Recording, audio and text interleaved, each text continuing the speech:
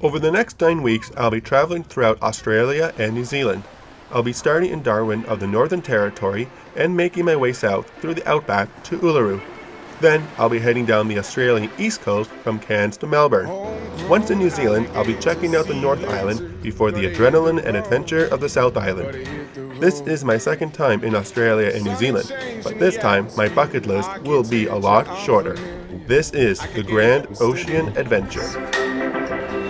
Time flies by in the yellow and green. Stick around and you'll Our Beaches and Reefs tour will take us down the east coast of Australia from Cairns to Sydney. Then after the Kentucky tour, I'll be stopping off in Melbourne. So we have arrived on the east coast in Cairns, and today we'll be going out on the Great Barrier Reef, and I'm going to be attempting my very first scuba dive. I'll be riding shotgun underneath the hot sun, feeling like it's someone. We're south of the equator, navigator. Gotta hit the road, gotta hit the road. Deep sea diving round the clock, bikini bottoms, lager tops. I could get used to this. After arriving at the Great Barrier Reef, we got suited up in our wetsuits for our diving excursion, and you didn't need to know how to scuba dive, as it was an intro to diving with no experience needed. Now, with being an intro to diving excursion, we weren't allowed to take any of our personal cameras with us. But I did purchase a photo from the Reef Magic Company on my first diving experience, and it was so memorable and exciting. After coming off a buzz from my first ever scuba dive, I jumped back into the water for some snorkeling to check out all the unique wildlife. One thing which I did notice is how bleached the coral reef is. With climate change and the oceans becoming more acidic, the whole entire ecosystem of the reef is facing extinction. From the corals themselves, to plankton, fish, and top predators like sharks are all threatened by our changing climate. Even though it was still an amazing experience, I couldn't help but think that the world's largest living structure will one day no longer exist. I'll be riding shotgun underneath the hot sun, feeling like a someone. I'll be riding shotgun underneath the hot sun, feeling like a someone. I'll be riding shotgun underneath the hot sun, feeling like a someone, a someone, a someone.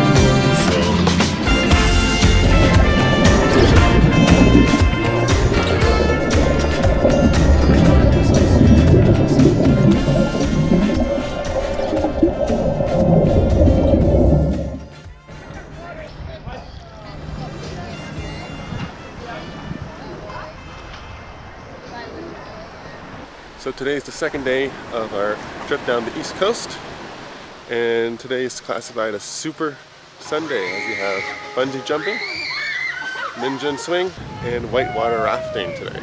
And I'll be doing just the whitewater rafting, as I'll be doing the swing once I get to New Zealand.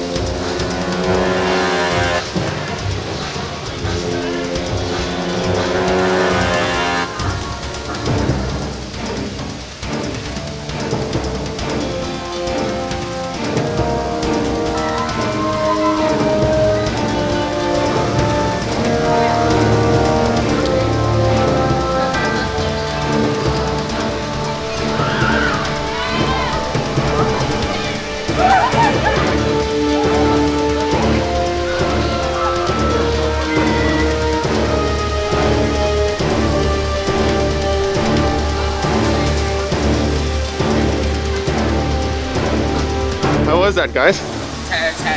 10 out of 10. 10 out of 10. Yeah, what, rush? What? A rush? Yeah, it was cool. Yeah. It's so high.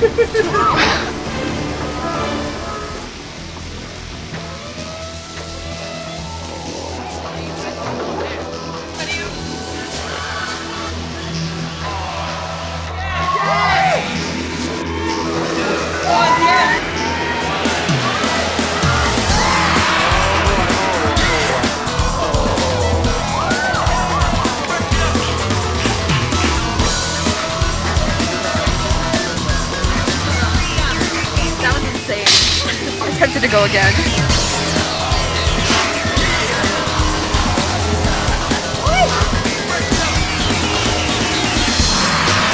How was your first ever jump? Pretty sweet. Yeah? A little scary. But quite a rush? Oh yeah, it's crazy.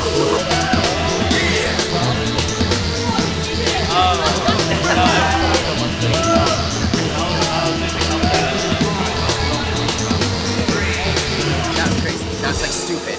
That's what people do when they have a death wish. But you survived. Yeah, that was good. That was good.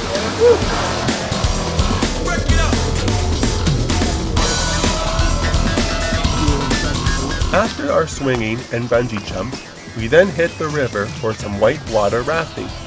Now, what I didn't know was the river that we were going to be rafting on was a man-made river from a dam. In the morning, the riverbed is dry until the afternoon when the dam releases the water. Despite some exciting moments, the excursion wasn't all that thrilling. I've been whitewater rafting before in Ottawa, Canada, and Bali, Indonesia, and none of them compared to what was an overall slow-moving pleasure ride down the river.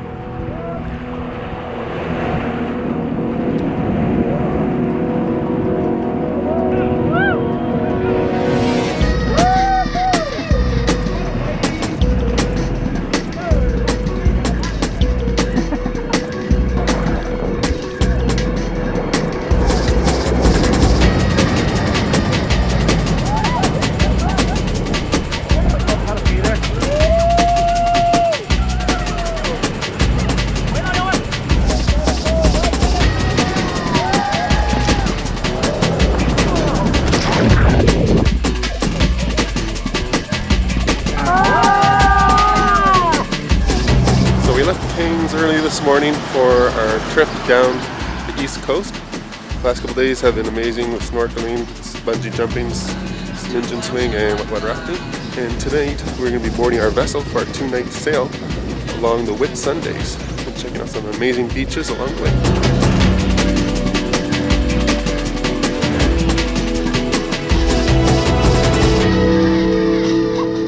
In the morning of our first full day on our sailing adventure, we stopped off at the world-famous Whitehaven Beach, where the pure white sand is actually 98% silica and is not considered a sand anymore, but a mineral. While the sand can be damaging to electronics, it is a good polisher for jewelry, and your bare feet will not get burned, as the silica doesn't retain the sun's heat. Once we got into the water, we spotted some local wildlife, stingrays.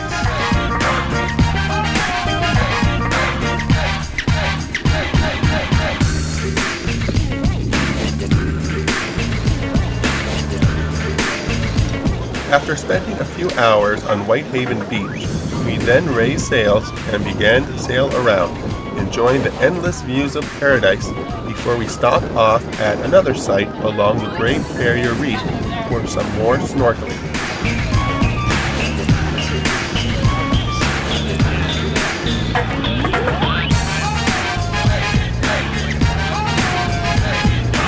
So guys, first of all, who's excited? Yeah. We've got a few different contraptions that go on your mask and how it works. First, this is actually a snorkel. Biggest drinking straw in the world. Probably works better when it stays out of the water on the top end. For the bottom end, you got these two little tabs here that you put in your mouth. Also, just like jellyfish, no nutritional value. Please don't chew them off. They don't taste good. The actual best way for your mask to be, to fit on your face, is looser than tighter as well, guys. To check what fit that you need to have, it's going to sit on your mask and you want to breathe it through your nose. But if it stays, it's all good. The looser is the better. What you might not realise is once you actually hit the water, even at just like the shallowest amount of depth, it adds an extra bar of pressure onto our bodies. So that's actually going to stick the mask to your face as well. Hence another reason why looser is better. If it's too tight, you're going to get out of the water with what we call the big old idiot ring. You get stuck along your face. Looks great at the pub.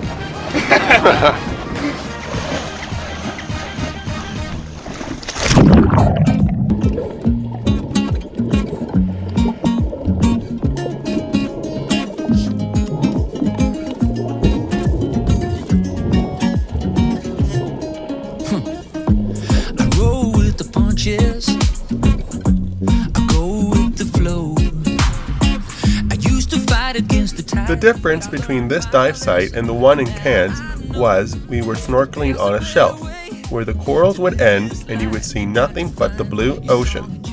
There were parts where you could snorkel between the shelves, looking down into the abyss. The one amazing thing about being underwater is that you never know what you are going to come across.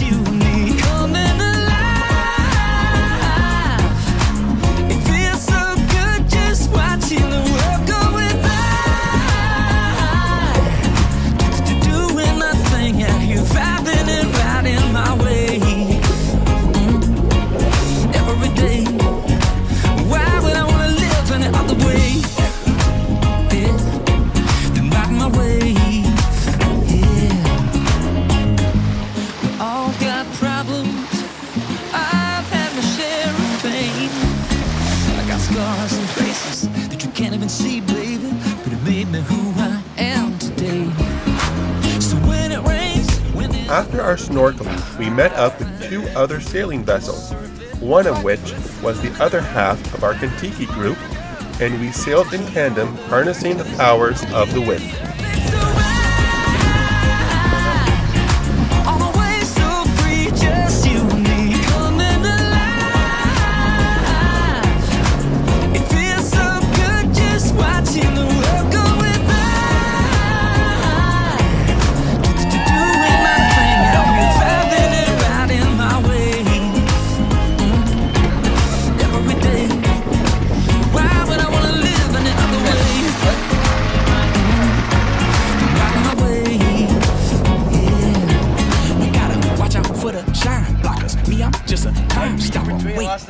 We gon' get there when we get to La Mama. We gotta depend on the way. Leaning and dreaming, pulling up on me, see what we stinging. Focus and floating, we drinking and singing. Been a long time coming, but it's all good. We can't do alone, we can all do together. Let's ride.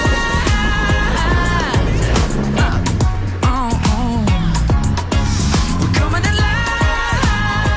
After an amazing 2 days sailing around the Whitsundays, our time aboard unfortunately came to an end. It was really nice being on the open ocean for a couple of days, and despite the cramped living conditions, we all had a blast and sailed off into the sunset.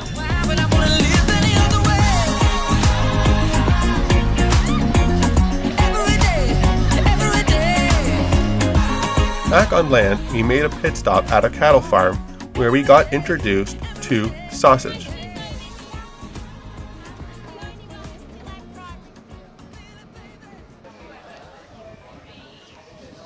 Welcome this afternoon. This afternoon you come to our family cattle property, which starts where you turned off the bitumen, and it goes through to the mountains in the very far distance, and we have 26,000 acres. So we're about to take you across, so show you some cattle.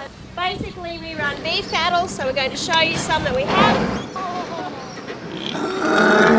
Okay, guys, this is Sausage is 10 years old. He's a beautiful Brahman steer, and he was raised on a bottle for the purpose to come and see you guys, okay?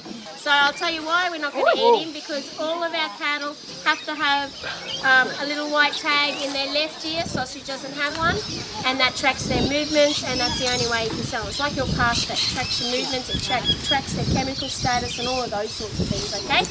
Now 95% of our male cattle are castrated, because when you go to the shop to buy meat, you're buying castrated meat. Any male animal that you're eating, its hormones and testosterone affects the meat quality, okay? So that's why they're castrated. And you're only wanting to keep your best cattle to breed from, okay? And the reason that we're not breeding from him is because his mother had big tits, okay? And that's why you had to feed him on a bottle, because he couldn't suck.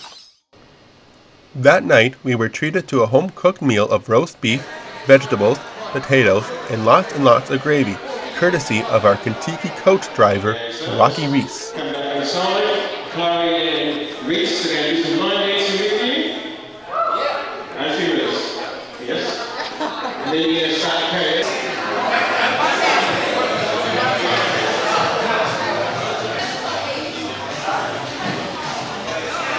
It was really nice having a wonderful home-cooked meal after traveling these last 2 weeks, and our group enjoyed the meal so much that there were no leftovers.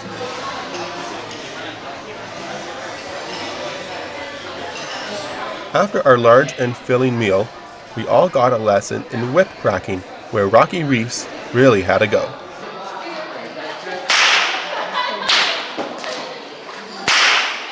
Yeah, these are stock whips, very Australian. These ones are made of kangaroo leather. We don't use stock whips or whatsoever here for our horses or cattle. We just don't need to. The Brahman cattle, you saw sausage there today. They look very timid, they look very quiet. But normally in their natural environment, if they haven't been handled, sausage the Brahman cattle is very, very timid. They're cracking whips around them, just send them nuts. They get mad and they just run away and you can't see them. Okay? So we don't use whips whatsoever. We just don't need to. I've never had in my life used the whips around the cattle or the horses. Like I said, these are kangaroo leather. They are. It's quite expensive. $500 we pay for these whips. And right on the end, there's a bit of string twisted up, and that's the cracker. In the old days, they used to use horsehair, but nowadays we just use a bit of bowling string. That's what we wrap our round bales up with. So that's what makes the noise when we crack it. And the reason why it makes the noise, when I bring the whip up and pull this up, forward, crack on the end there, it goes forward and backwards faster than the speed of sound, and it breaks the sound barrier. So what are you expecting from this experience, Michael? Hoping to get a little Indiana Jones going. Yeah? Yeah? Like anything in particular, Indiana Jones? Like what, any part of the movies that he particular does? Probably like whipping the sword out of the guy's hand from Temple of Doom, maybe. Nice! Woo!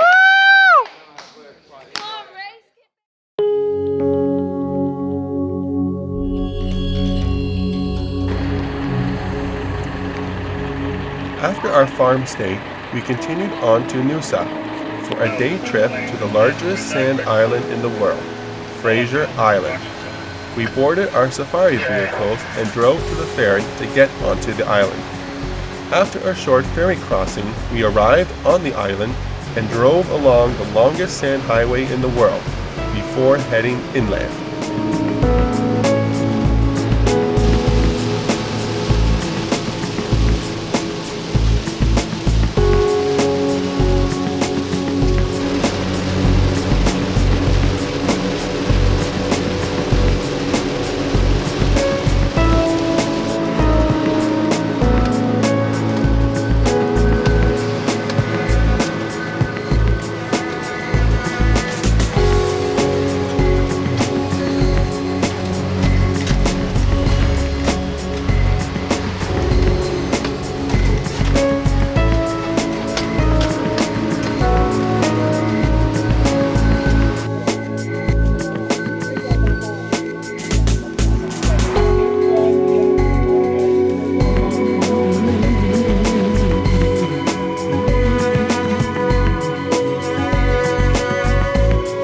Fraser Island has the largest concentration of dingoes in Australia, and even though we were hoping to see at least one on our day trip, unfortunately we didn't come across any.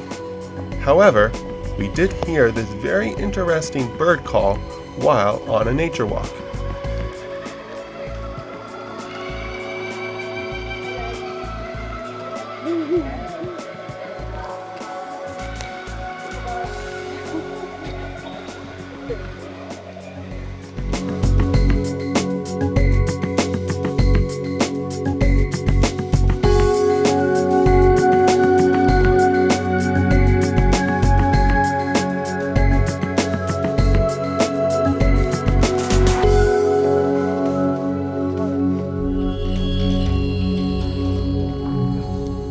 Later, we found out it was this bird making those calls, a kookaburra.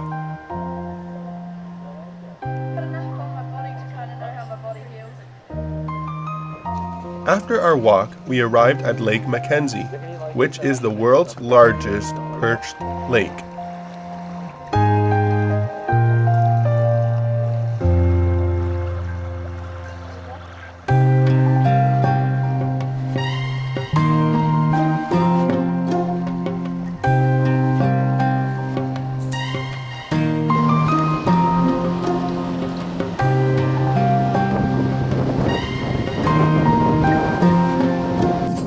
next day, we arrived in Surfer's Paradise, and the rain, which had been with us for the last 3 days, did not let up.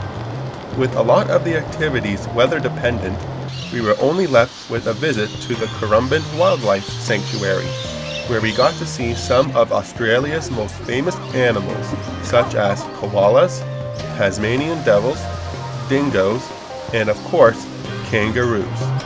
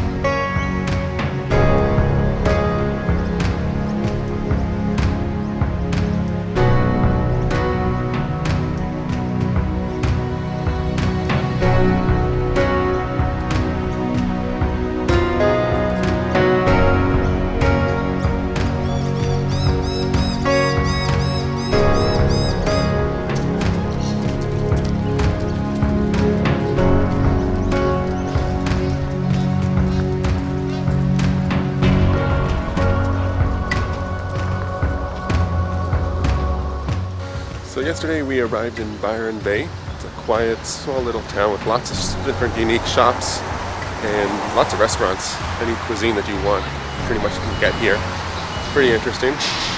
And yeah, yesterday I went for a beach walk with some of the group, and then I also took time, about a 3-hour walk round trip up to the lighthouse and to the most easterly point of Australia.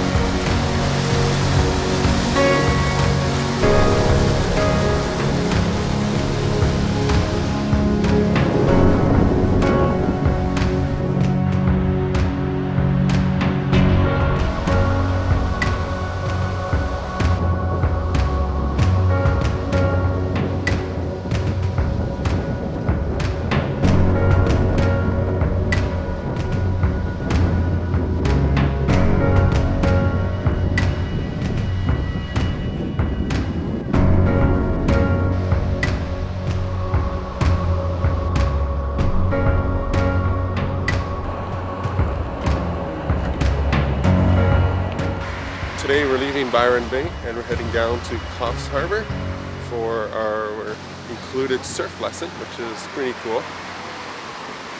I don't think I'll be able to get up, but we will see.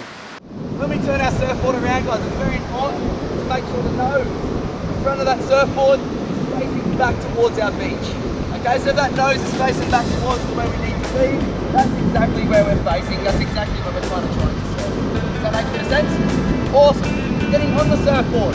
Again, very self-explanatory, very simple on the land, but out in the ocean it can cause a little bit of grief.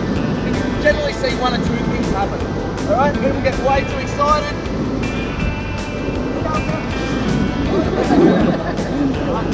Off the edge like a penguin. The other one, guys, what we call the lazy dog. So the reality of it is, guys, the most efficient way we can find that nice happy medium of excitement will be good as gold. What that is, on the surfboard, and feet on line. Everyone see how I've done that? That's the best way for us to sort of get on that board. So now we're on that surfboard, we need to find the middle, find what we call the sweet spot of the board. That pose, so they just touching the tail of the board. Forward, we do that big threaded nose dive. If we are too far back, we're not going to have to generate enough speed for us to pay. Does that kind of make a little bit of sense? So we do have to look behind ourselves and make sure there is a wave coming towards us. Okay, so we see a wave maybe 5 meters away or something like that. That's a good time to start paddling and try to generate our speed for the boat. So we've seen the wave, the distance. We started paddling. We feel that bump. We're going to do 4 very strong paddles. 1, 2, 3, 4. And then we're going to start going for the standing up. Cool? Before we sort of break this method down, what I want from you guys is to work out which way we stand. Okay, we work the way that we do this. Put our hands under our chest and just swing up to our feet, and our brain is going to tell us which way we want to stand on that surfboard.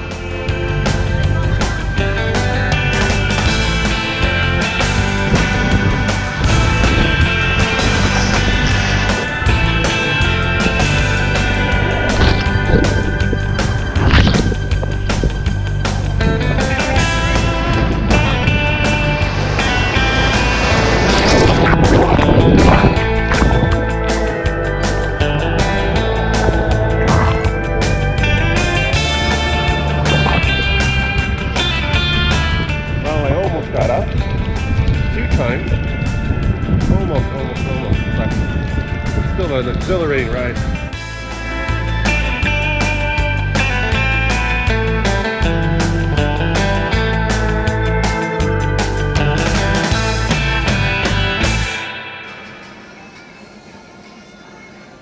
For the last 5 days on the Sunshine Coast, we saw nothing but rain and overcast skies. But the rain left us behind as we made our way to the final city on our tour, Sydney.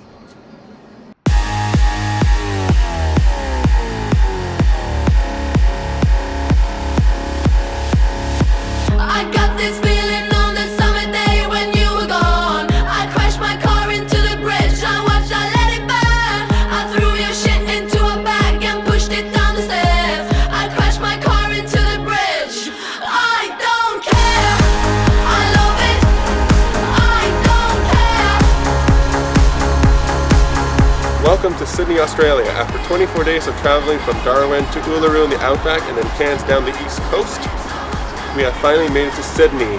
Here is the famous Sydney Harbour Bridge, and we're going to be climbing that this evening. Over the next couple of days, I'll be checking out Sydney with Kentucky, and then I'll be staying in Sydney for a couple extra days, checking the city out on my own. Sydney has a lot to offer, so let's go out and explore this amazing city. Space. You're so damn hard to please. We gotta kill this switch. You're from the 70s, but I'm a 90s bitch. I love it. Now, on the bridge climb, we weren't allowed to take any cameras, even if they were securely strapped to ourselves. But our group all pitched in to buy photos of our impressive bridge climb.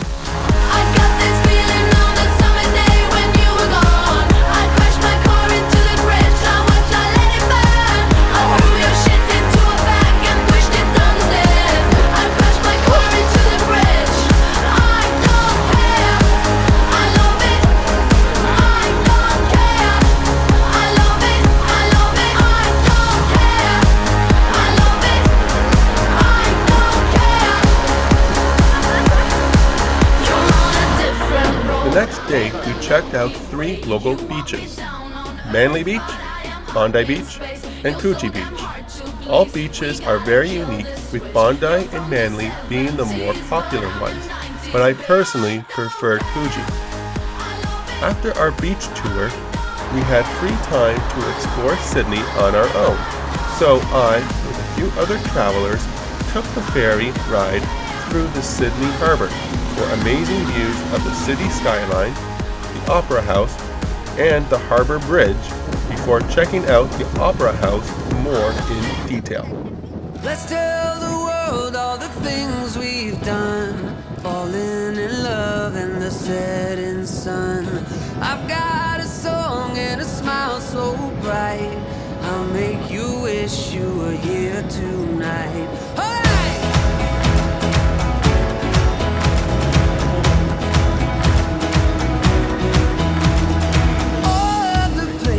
We ever go feel familiar, I'm never alone. All of the people that I don't know will be looking me up when they all get home.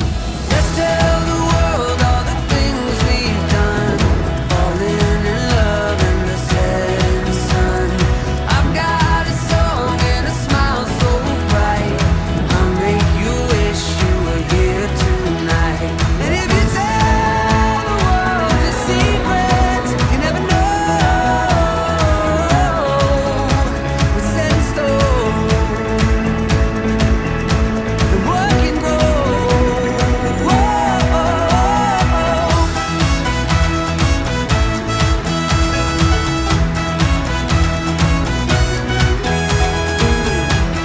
After the sun set on Sydney, our group had our farewell dinner in Darling Harbour, barbecuing our own steaks.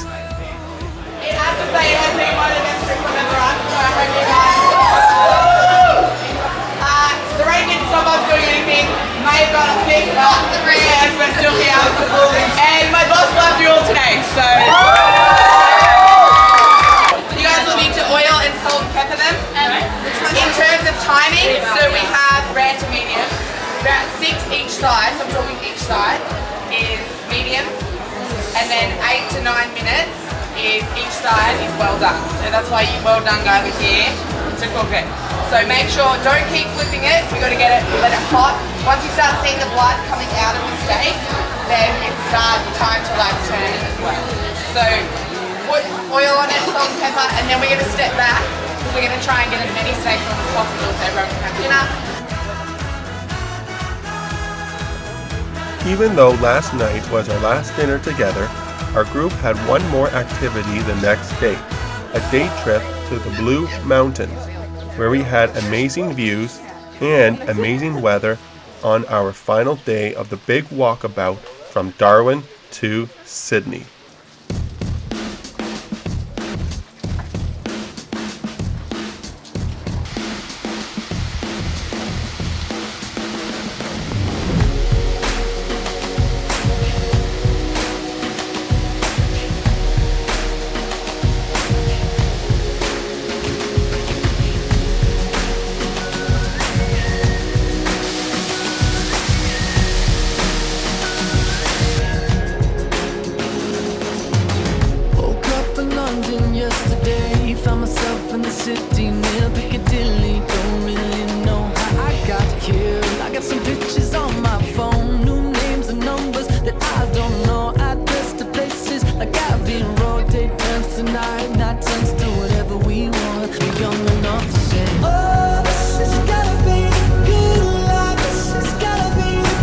After our day trip, we arrived back in Sydney to say our final goodbyes to everyone before we all went our separate ways.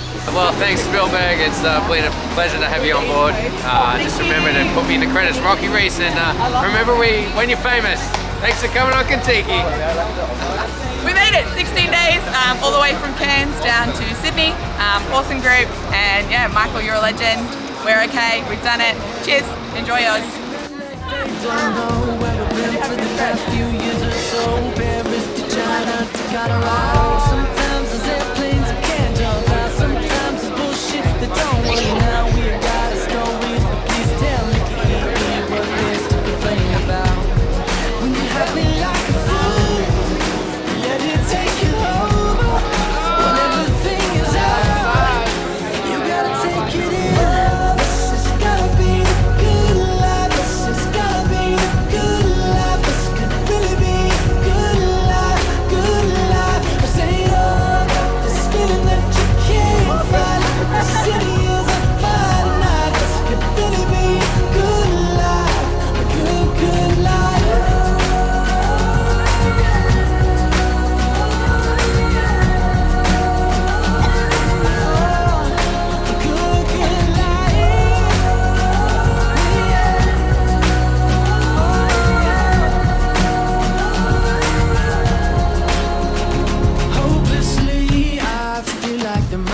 The next day, I decided to check out the National Australian Maritime Museum.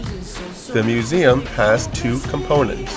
One are displays inside the building, and outside are a few warships that you can board and explore.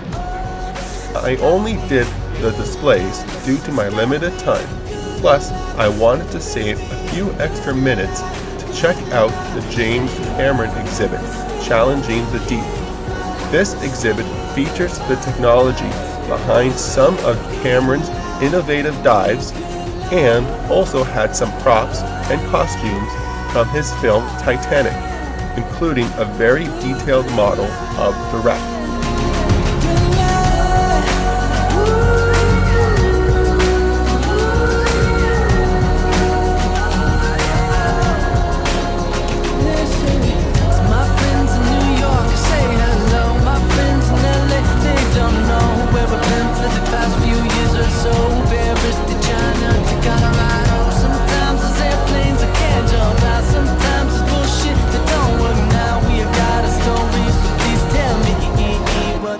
Complain about.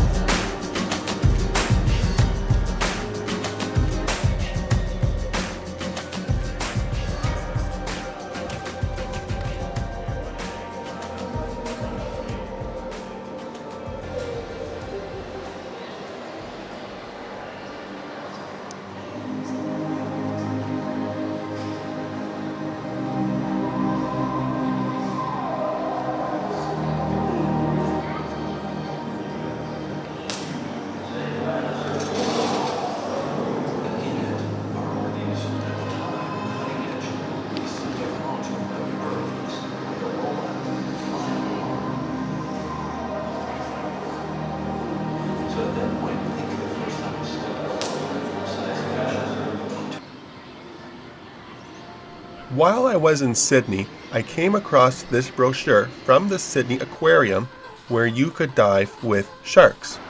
After coming off my first ever scuba dive a couple of weeks earlier, and with sharks being my favorite animal, I was so keen on fulfilling this bucket list item to swim with sharks. I was so excited to finally get up close and personal with the ocean's top predator. However, before you jump to conclusions about these animals, sharks are threatened like never before. I always loved sharks, and that love was fueled by fellow Torontonian Rob Stewart, the creator of Sharkwater, Revolution, and Sharkwater Extinction.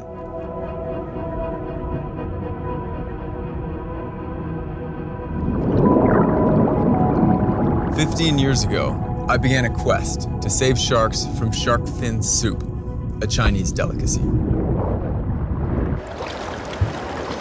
Millions of sharks were being thinned, where they were pulled out of the water, their fins were cut off, and they were thrown back into the oceans to die, destroying the populations of some of the most important predators the planet has ever had.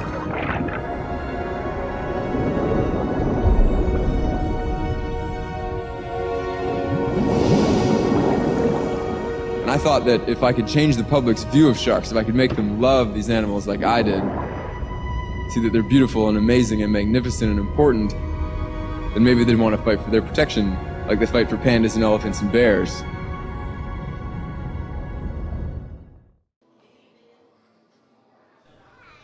His efforts to expose the inhumane slaughter of sharks just for fins was a real eye-opener for myself and the world.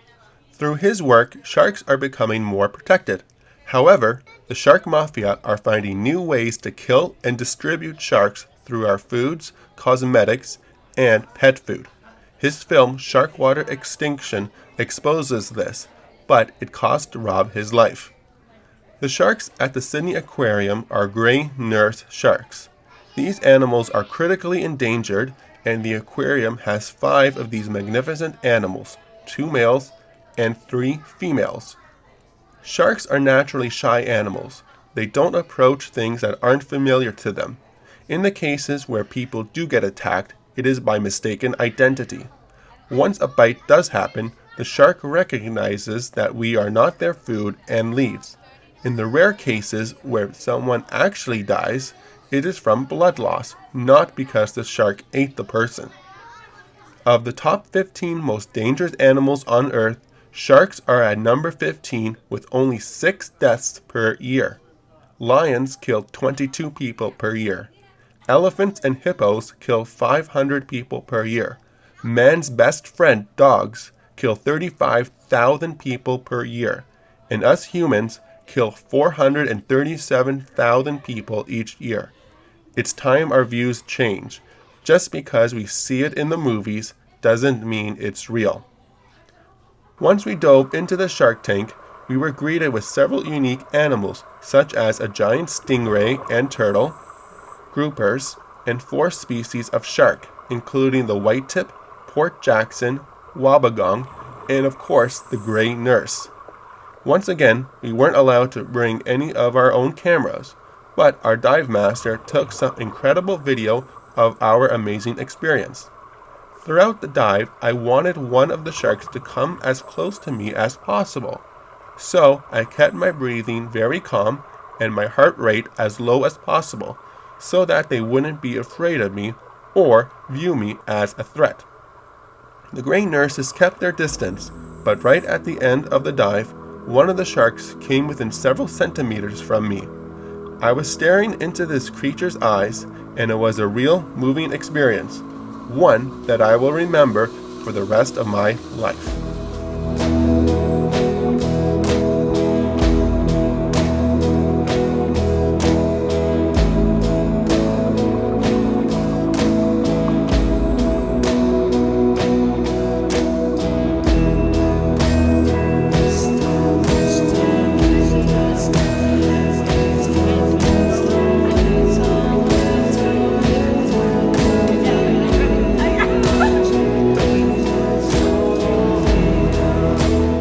That night, I boarded an overnight bus en route to my final Australian city, Melbourne. I visited Melbourne for a few days, staying with a friend from my last Kentucky trip, Eastern Road. It was real nice staying in a home for a few days.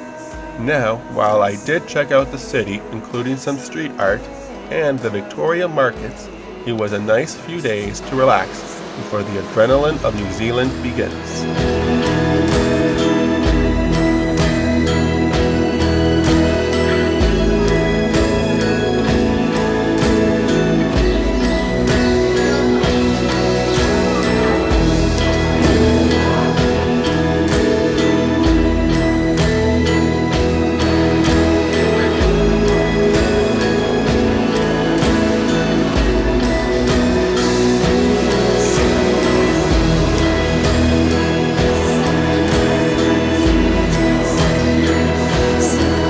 Over the last 4 weeks, and after traveling 6,200 kilometers, my Australian adventure came to an end.